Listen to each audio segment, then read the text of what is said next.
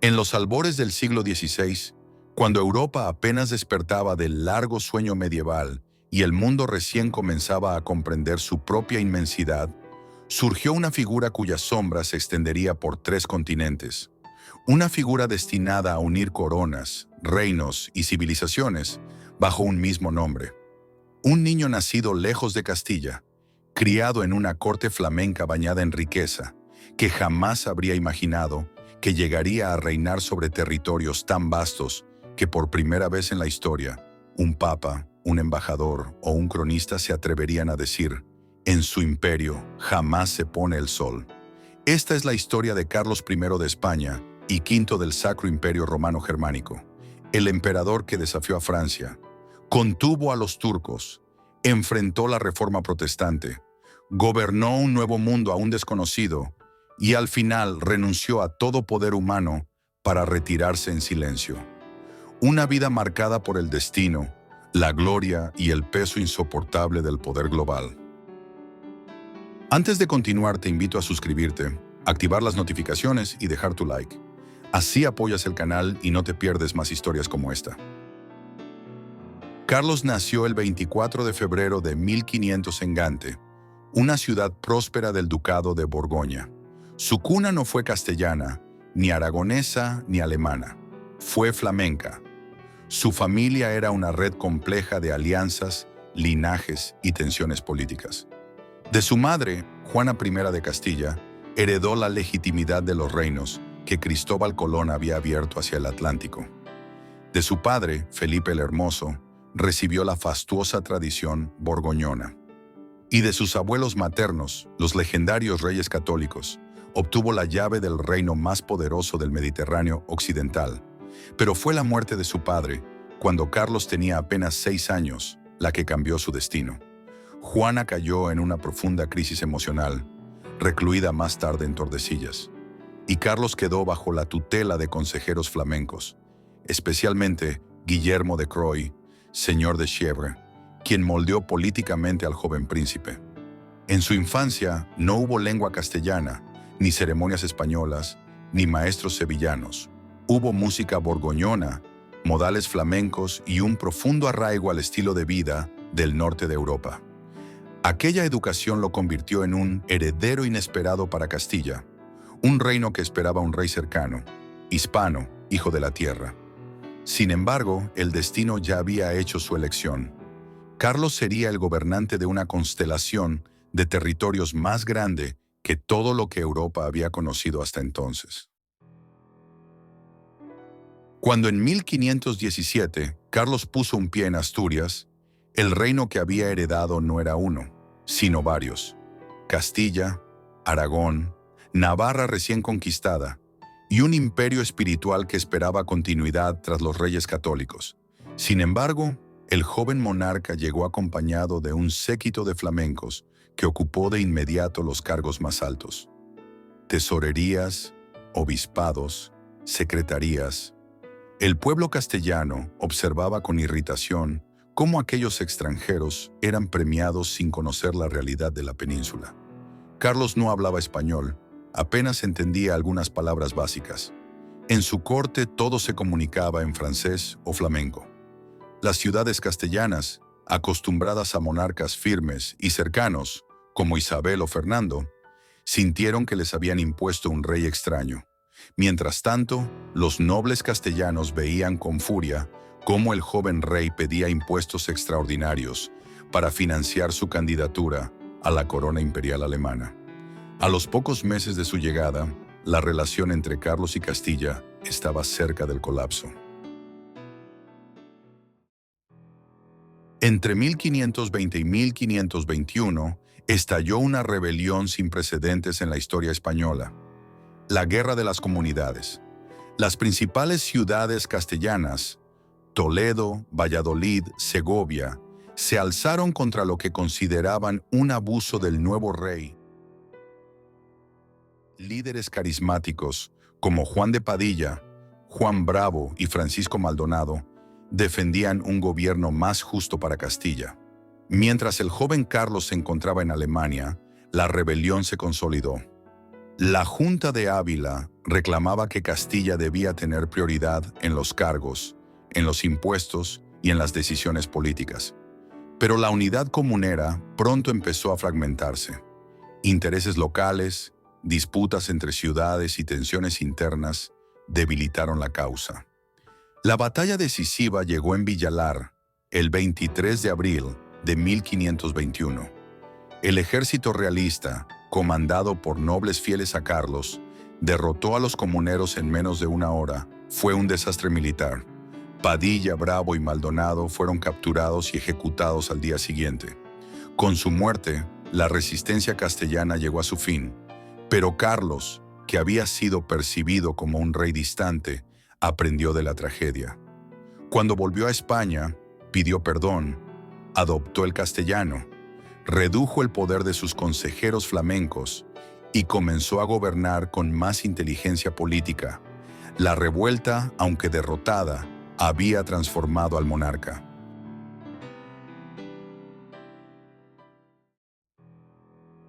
En 1519, tras la muerte de su abuelo Maximiliano, los príncipes electores del Sacro Imperio Romano Germánico eligieron a Carlos como nuevo emperador. La compra de votos mediante enormes préstamos de banqueros alemanes hizo posible la coronación, pero tuvo un precio político. Carlos estaba ahora endeudado con Europa entera. Convertirse en emperador significaba asumir la defensa de la cristiandad, mantener la unidad del imperio y resolver conflictos que iban desde la frontera húngara hasta los cantones suizos. Con apenas 20 años, Carlos se convirtió en el monarca más poderoso de Europa. El 23 de octubre de 1520 fue coronado rey de romanos en Aquisgrán y 3 días después fue reconocido emperador electo del Sacro Imperio Romano Germánico. Estos asuntos en Alemania lo ausentaron de España hasta 1522, pero la elección tuvo un efecto inmediato. Desató la furia de Francisco I de Francia, quien ambicionaba la corona imperial para sí. Francia estaba geográficamente rodeada por territorios de Carlos. España al sur, los Países Bajos al norte, Alemania al este, Italia bajo influencia imperial. Aquella tensión se transformaría pronto en guerra. Carlos y Francisco protagonizaron una de las rivalidades más intensas de la historia moderna. Las campañas se sucedieron, batalla tras batalla, sitio tras sitio, pero el clímax llegó en 1525, en la legendaria Batalla de Pavía, donde el ejército imperial, comandado por Carlos de Lannoy y los lansquenetes alemanes, infligió una derrota total a Francia. Francisco I fue capturado y enviado prisionero a Madrid. Europa contempló una imagen inaudita, un rey encadenado frente a otro rey. Carlos lo trató con respeto, pero su victoria anunciaba un nuevo equilibrio continental. Sin embargo, la gloria duró poco. Francisco renegó del Tratado de Madrid apenas regresó a Francia. La política europea entró en una espiral de alianzas, traiciones y nuevas guerras que consumirían décadas enteras del reinado de Carlos.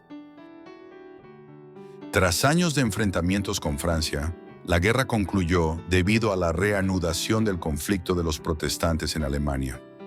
Agotados, los dos monarcas firmaron la Paz de Crepy, mediante la cual Carlos perdió territorios del norte de Francia, como Verdún y cercanos a Flandes. Una vez más, Francia renunciaba a Italia y Países Bajos. Roma, 1527. La ciudad eterna vivía su esplendor, pero también estaba en el centro de una tormenta política. El Papa Clemente VII había formado la Liga de Cognac, aliándose con Francia y varias potencias italianas para frenar el creciente poder del emperador Carlos. Esa alianza encendió un conflicto inevitable. El ejército imperial, compuesto por veteranos españoles y lansquenetes alemanes, avanzó hacia Italia. Pero había un problema grave. Los soldados no recibían su paga. Frustrados, hambrientos y sin disciplina, Exigían un botín que compensara meses de servicio sin recompensa. Roma, rica y simbólica, se convirtió en su objetivo natural. El 6 de mayo, las tropas imperiales asaltaron la ciudad. En el primer ataque murió el duque de Borbón, su comandante, y con su muerte el ejército quedó sin control. Lo que debía ser una acción militar se transformó en un saqueo brutal. Roma cayó rápidamente. Iglesias, palacios y hogares fueron desmantelados en un caos imparable. La Guardia Suiza Pontificia resistió con valentía para permitir que el Papa escapara hacia el castillo de Sant'Angelo, donde quedó sitiado. Mientras tanto, la ciudad fue devastada durante días. Miles de personas murieron o huyeron, y el esplendor renacentista de Roma quedó profundamente herido. Ante la destrucción, Clemente VII no tuvo más opción que negociar su rendición. Pagó un enorme rescate y quedó políticamente debilitado, mientras la influencia de Carlos V se imponía sobre el mundo cristiano. El saco de Roma no fue solo un estallido de violencia, fue un episodio decisivo que marcó el declive del Renacimiento italiano y el ascenso innegable del poder imperial.